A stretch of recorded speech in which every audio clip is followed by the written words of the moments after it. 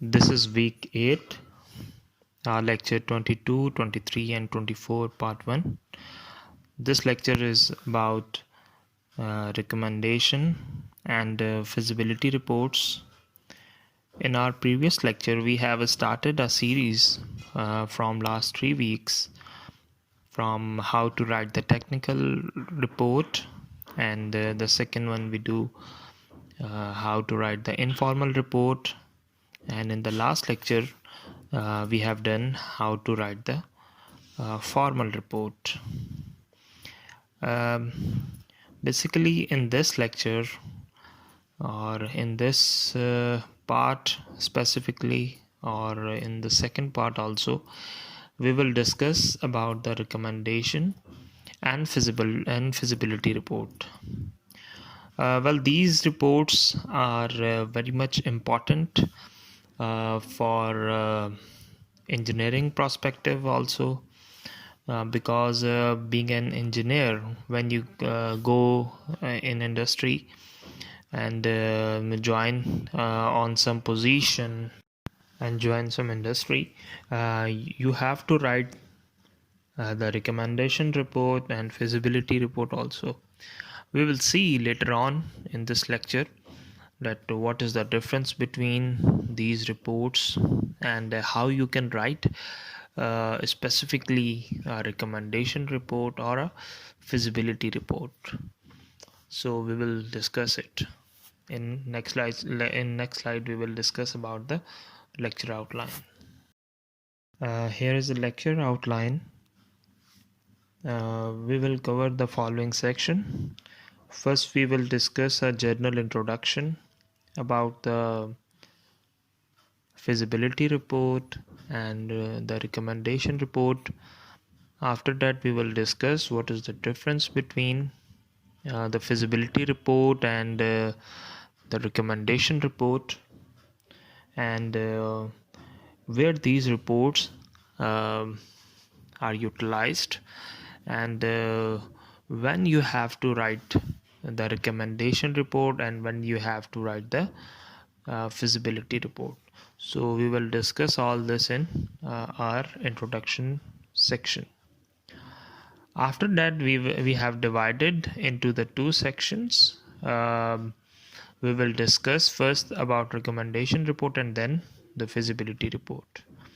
In recommendation report, we will discuss the planning of the recommendation report, how you plan, because we have seen that whenever we have to write any sort of report document, so we will plan first. So we will plan, and what are the major headings in the planning section, and what are the major figures we have to care about it, we will see in the planning section. After that, we will see the drafting of the recommendation report, as we know that the drafting is an important part. This is the all about the recommendation report, and after that we will discuss the feasibility report. In the same manner, first we will discuss the planning phase, which is the planning of the feasibility report, and the second phase we have writing the feasibility report. So we will discuss both of them. After that we will discuss the conclusion part. All in all, one thing I would like to mention here, in our next upcoming lecture, we will combine all these reports, and I will discuss some examples about these reports, and we will discuss some sample of these reports, that how you write, how the informal report is written in this text, and how the informal report is written in this text, how the feasibility report has been carried out, and how the recommendation report is carried out. Because this is the most important thing. We have to be very practical in this, because in near future we have to write these type of reports. So if we have an example of these report, so it will be very easy for us to understand it from the basic level. And when we have to write these reports, so we don't have to face any problem or issue. So again, we will start from the introduction, then we will do the planning part, then we do the drafting part of recommendation report, and after that we will do the planning of the feasibility report, and then we see how to write the feasibility report, and after that we will conclude. First we will see the introduction. If we want to define what is the feasibility and what are the recommendations, so basically feasibility studies use criteria to investigate an item in order to tell the reader whether or not to accept the item. What is the recommendation? Recommendation use criteria to compare item A and to item B in order to tell the reader which one to choose. Now there is a very slight difference between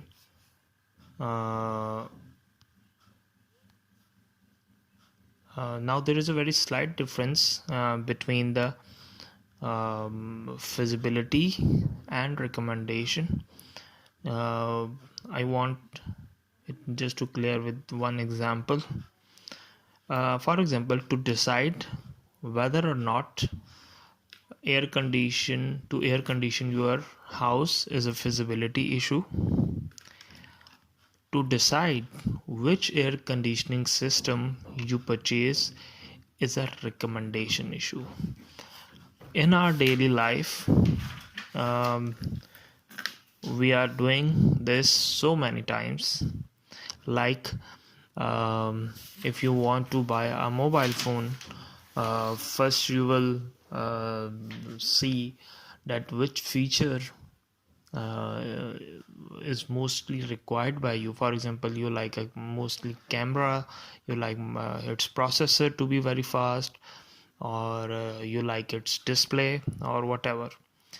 Then you will decide what is the major use of that mobile. Is it very necessary, or is it not necessary at the moment, or what options you have?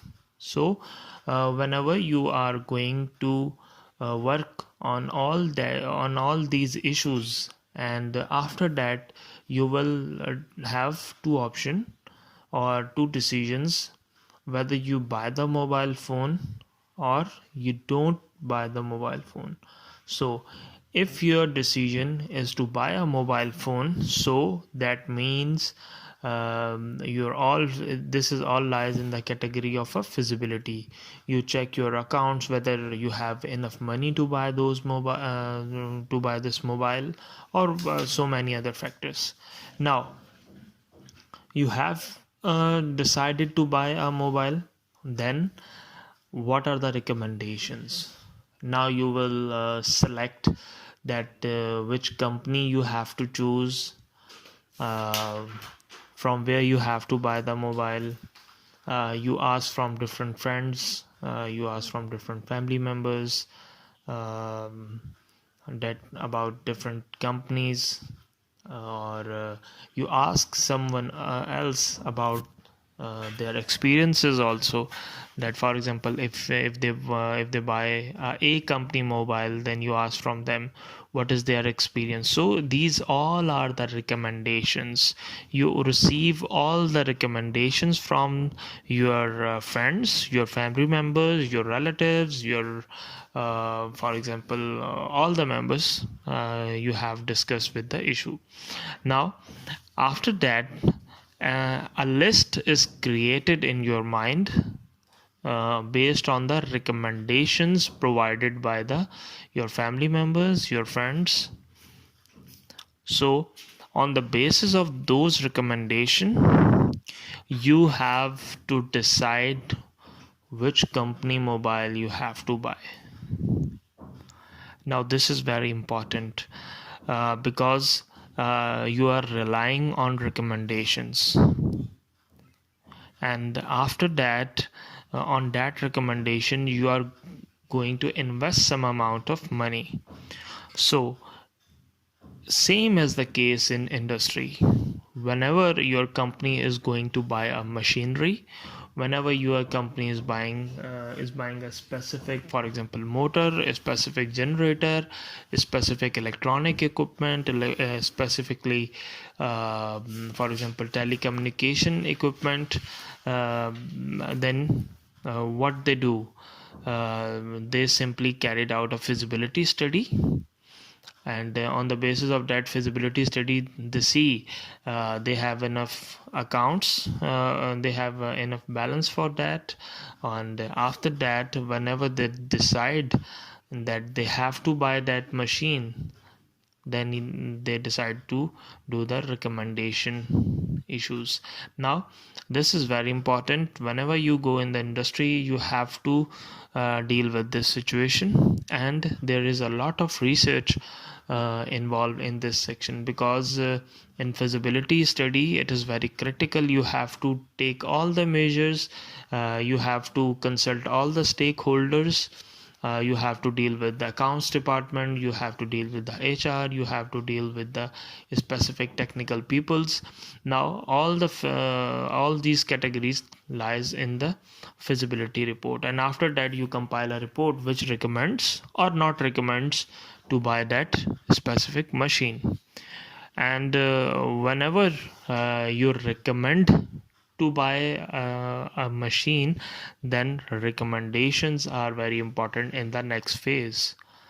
After that there are certain recommendations, you consult different companies, there is a bidding process. In that you float an advertisement in the newspaper that you need that specific machines. Then there is a bidding process, the bidding is carried out, and after that you finally you reach on a decision to select or buy the that specific machines. So this is very important to discuss, and whatever for example we decided, we have to stand with it on the basis of some technical background, because we cannot say that it's not my choice, so I'm not going to buy that machine. No, this is not appropriate. You have to stand on the basis of your on technical knowledge, on technical documents, and there are other many several factors.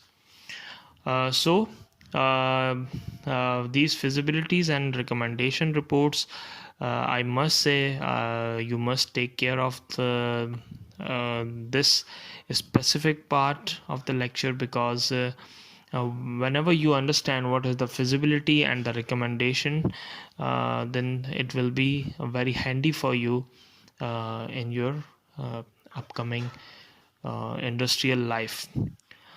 So in next slide we will discuss the planning phase of the recommendation report. We will see how the planning is done.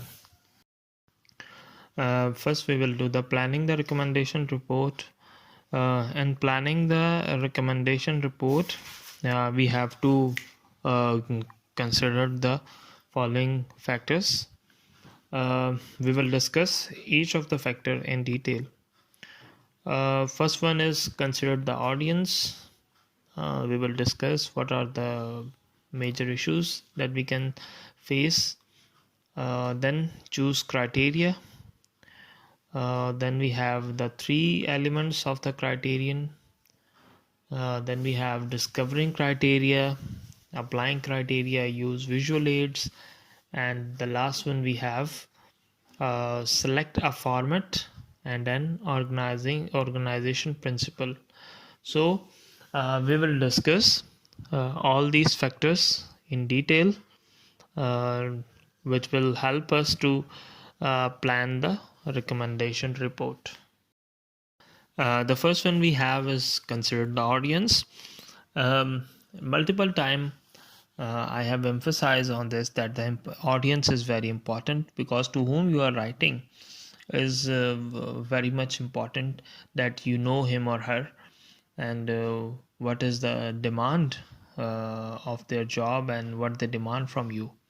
So in general, many different peoples with varying degrees of knowledge read these reports, and basically a recommendation almost always travel up the organization hierarchy to a group. For example, a committee, a board, different decision boards. So these people may or may not know much about the topic or the criteria. So they will read the report from their own point of view. So this is very important. The human resource manager will look closely at how the recommendation affects a worker.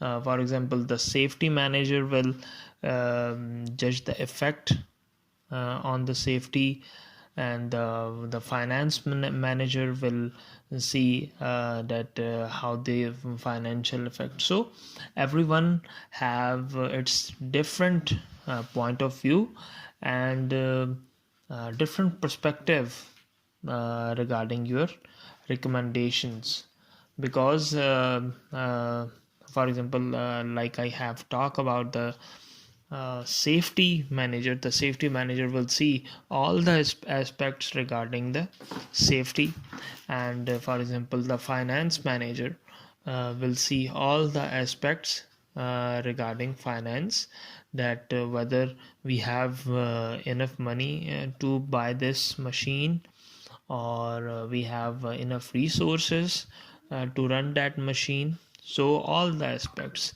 so we have to deal with it, and we have to be very careful while writing the recommendation.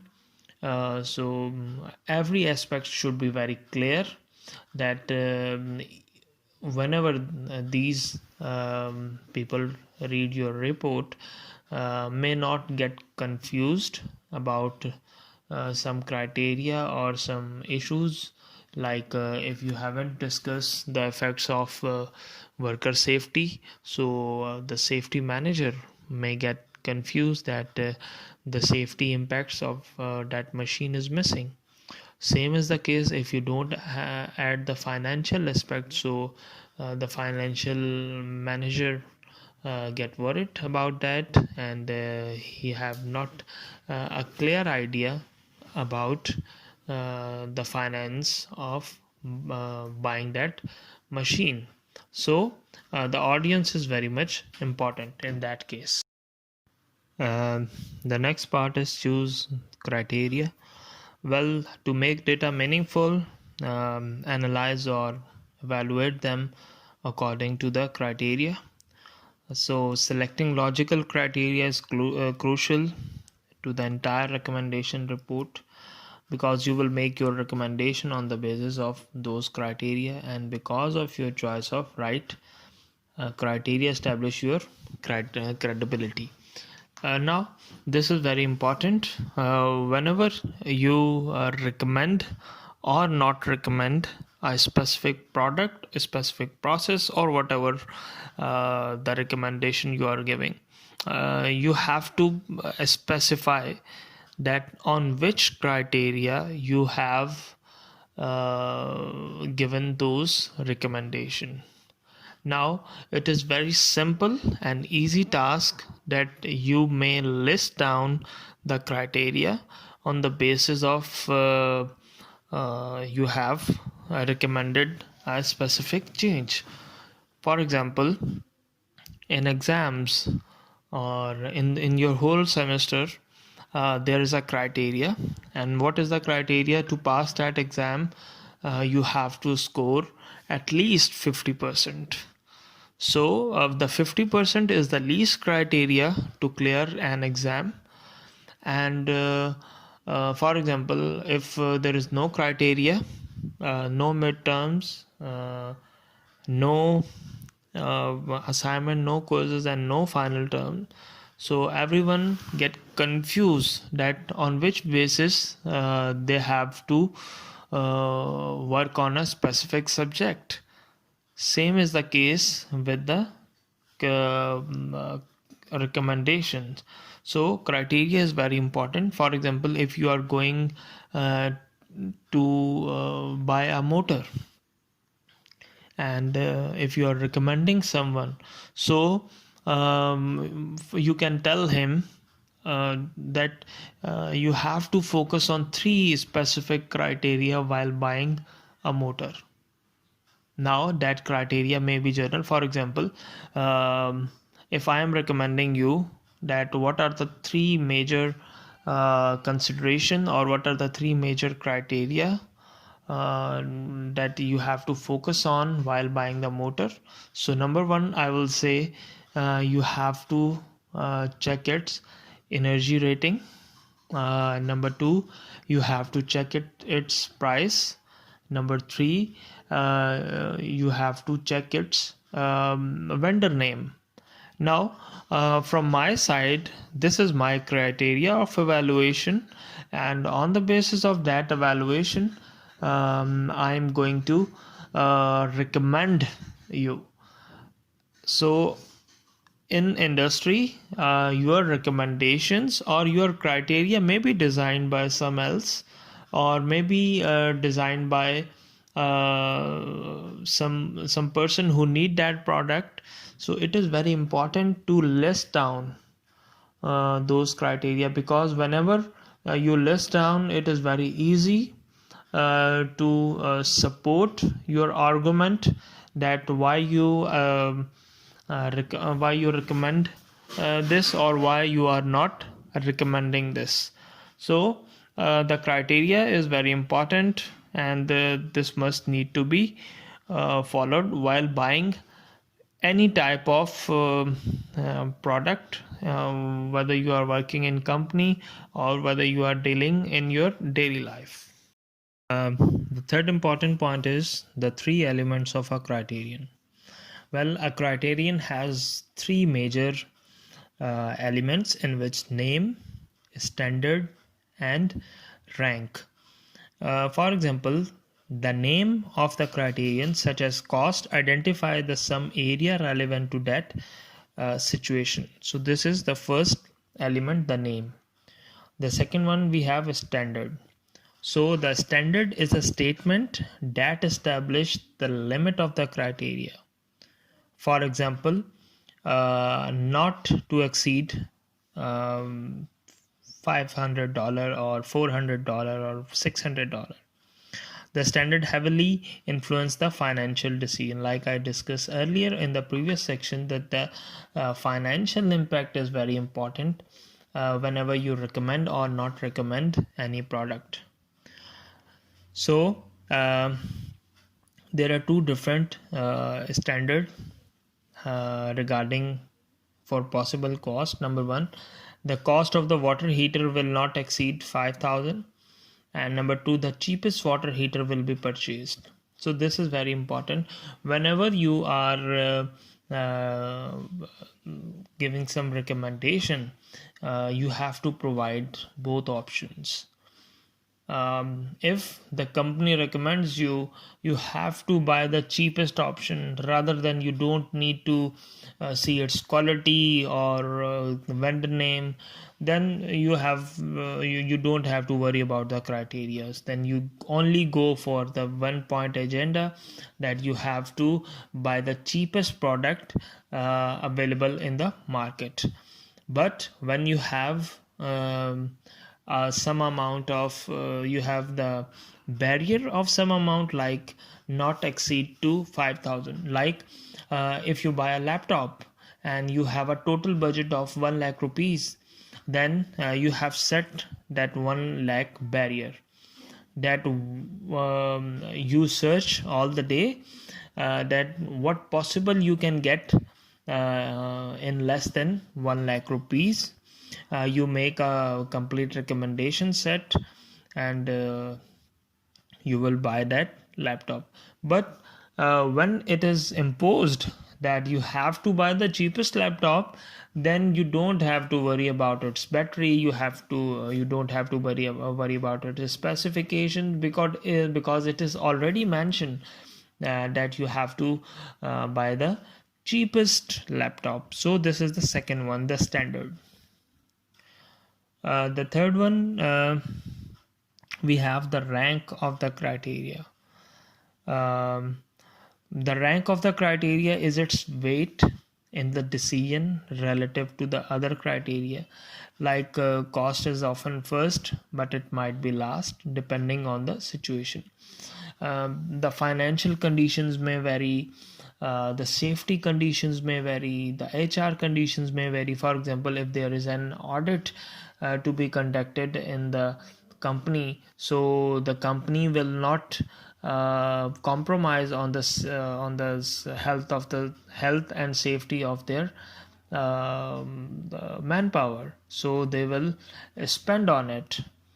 But in that case, cost is not an important factor, because a company have to achieve some more important goal, which is more important than the cost factor. So we have to focus on these basic three elements while drawing our criteria.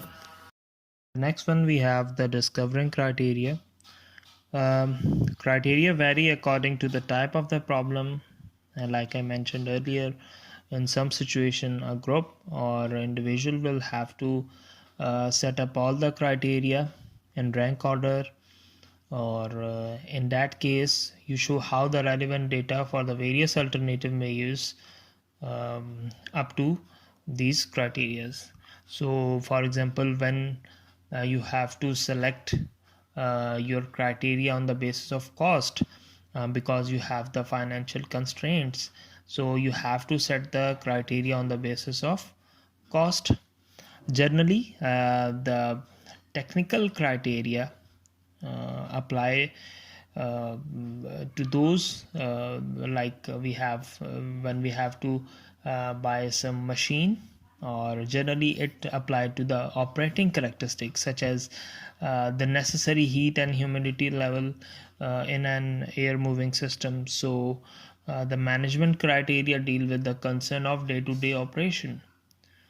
So the financial criteria deal with the cost and the budget, how much money is available, and how a big system will it purchase. Always remember, whenever you recommend um, some product, don't go for the cheapest product, and don't go for the most expensive product, because in that case you are on a very weak ground of recommending some product. Because in some cases I have noticed that they don't properly research about that product, and they have find some one or two vendors, and they demand a quote from them, and they quote them a specific product, and they draw their whole recommendation on that specific input. So the greater the input you have, the longer discussion, or for example, you have to manage different people, you have to meet different people, you have to meet different vendors, you have more idea about that product. So on the basis of that all discussion, you will discover your criteria. The next one, we have the applying criteria. Suppose you were to investigate which of the two jointers to place in a high school. So to make the decision, you need to find the relevant data and create the relevant standard. So for example, what are the three major categories, or what are the three major questions you have to ask? The first one, you have the technical, then you have the financial, and then you have to deal with the management or maintenance issue. For example, in the first case, technical, you will ask, does the jointer have appropriate fence size, table length, cutting capacity, or any other factor that relate to the technical? Number two factor, you have the financial issue. You deal with the financial, that how much does each jointer cost, how much to optional feature cost, how much money is available, what is the standard. Again, how much money is available is the key, because the organization took decisions on the basis of their finances they have. Because if they have enough financial resources, then they will buy a specific product. But if they have the financial constraints, so definitely they don't go for it. So the third one, we have the management maintenance issues. For example, which one is safer, which will need to reconfigure the lab or its electrical service, or which will have the greatest maintenance cost. Remember, we generally buy a product and we don't focus that it requires rapidly maintenance, so we ignore that cost. So it is very important, the maintenance cost should be included in it. So to create a standard, you must formulate a statement that turn these questions into the basis for the judgments, or you can turn these questions into the form of a specific criteria, like you have to tick or cross a specific criteria. So on the basis of that, you get the most relevant data. The next one, we have the use of visual aids. You might use many kinds of visual aids like maps, graphs, or tables. On the basis of these visual aids, you will properly um, uh, give a brief idea to the readers, that they can follow your suggestion or recommendation. Generally, you can use tables, graphs, or any other visual representation, but always remember the visual representation should be very clear. If you are representing a data on the basis of a specific graph, so it might be properly drawn or properly represented, so everyone will understand that what is the specific motive of that graph here, and why you are uh, making that graph or representing that graph here. Same is the case with the cost tables. If you are making or making a table that represent the cost, then you have to be very careful that you write the exact data. The typos may occur, but you have to revisit, or you have to read it again, so the errors should be removed.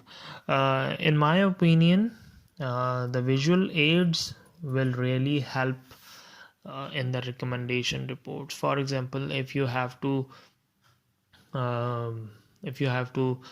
represent a cost factor of 10 types of products, so you simply do with the bar chart, or you can simply do with the pie chart. So if you represent some amount of technical data, so you can also use the line chart in that case. Or if you are representing any efficiency of that specific equipment, so you can use the line chart also. So there are different ways of representing the specific data, and by using these graphics, these visual aids, it is very much helpful to write those detail in a proper format, or in a proper setup. So these aid can be used in the document, but it must be limited to a specific section that the user get familiar easily to that specific topic. The next one we have the select a format and an organization principle. So as you are plan your report, you must select a specific format or principle for the entire report. So there are different criteria. For example, you have the select a format. If the format is provided to you, so you have to follow that specific format. Otherwise you can create your format by yourself by adding specific headings to that. Number 2 criteria, you have organize the discussion by criteria. You have to list down your all the recommendation criteria wise, like we discussed earlier. Organize each section logically. For example, if you are you know that your major concern is about cost, so you will discuss the cost section first, and you can make subsections or as per the report format. So these three specific criterias for I must say the organization principle that you have to deal with. Number 1, you have to select a format. If a specific format exists, then you have to write your report in that specific format. Otherwise you have to organize the discussion by the criteria, or you can organize each section logically, and logically on the basis of that specific input that is to be provided. So we have completed the plan section here, and we will discuss how to draft our report in next section.